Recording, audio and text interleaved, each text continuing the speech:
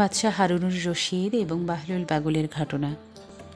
বাদশাহ হারুনুর রশিদের শাসনামলে বাহলুল নামের এক পাগল ছিল, যে অধিকাংশ সময় কবরস্থানে কাটাত।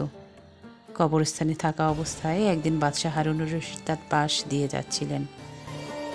বাদশাহটাকে ডাক দিলেন, বাহলুল, ও হে পাগল, তোমার কি আর জ্ঞান ফিরবে না?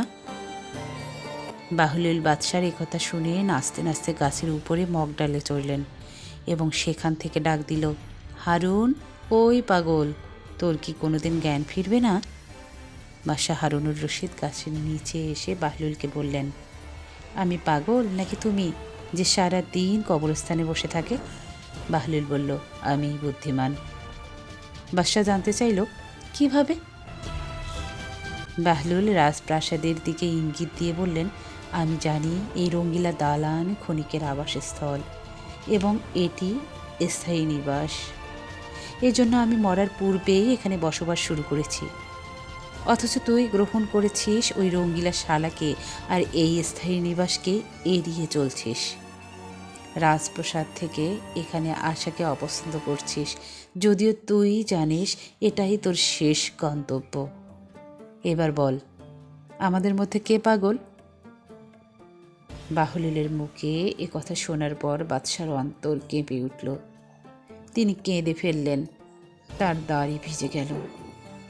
তিনি বললেন, খোদার কসম, তুমিই সত্যবাদী, আমাকে আরও কিছু উপদেশ দাও।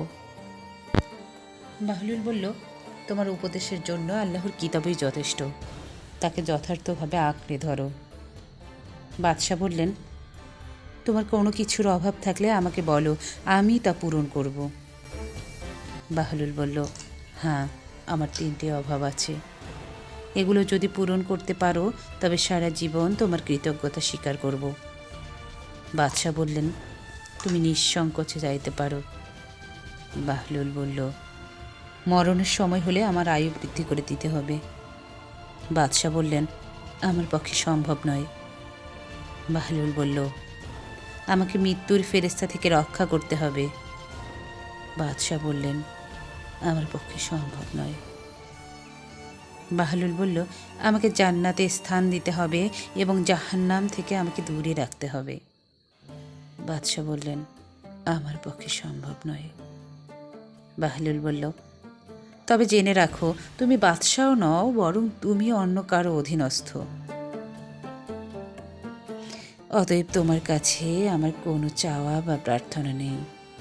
আল্লাহ তাআলা আমাদের এই দুনিয়ার রং তামাশা ছেড়ে কবরের প্রস্তুতি গ্রহণ করার তৌফিক দান করুন।